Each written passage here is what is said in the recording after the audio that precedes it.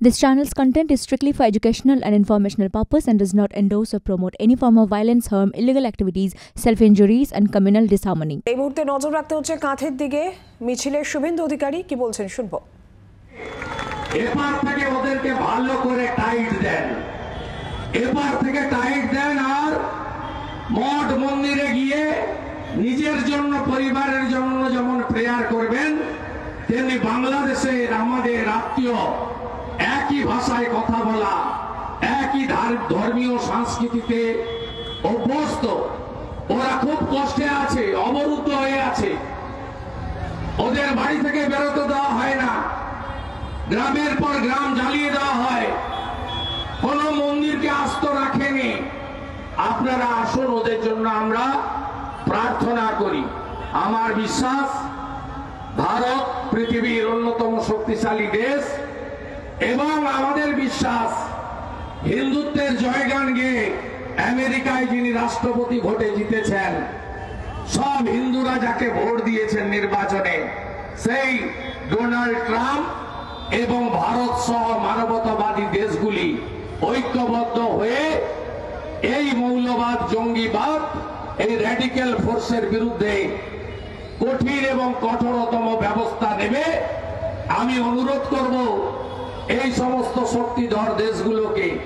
71 সালে 93,000 রাজাকার ধরা পড়েছিল ভারতীয় আর্মির হাতে।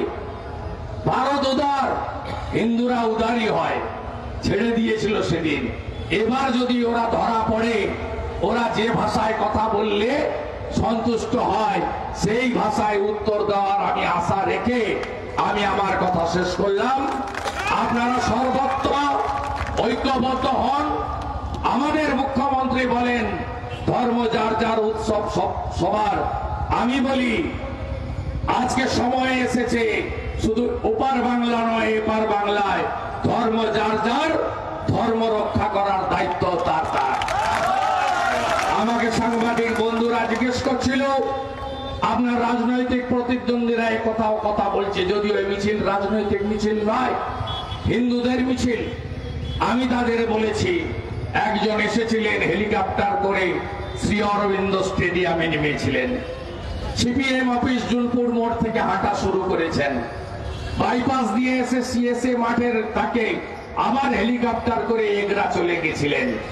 এই শহরে তিনি হেঁটেছিলেন আর বলেছিলেন যে এই শহরকে অধিকারী মুক্ত করতে হবে, আর আপনারা পিসি মুক্ত করেছেন, তার জন্য প্রণাম জানিয়ে আমার কথা শেষ করলাম।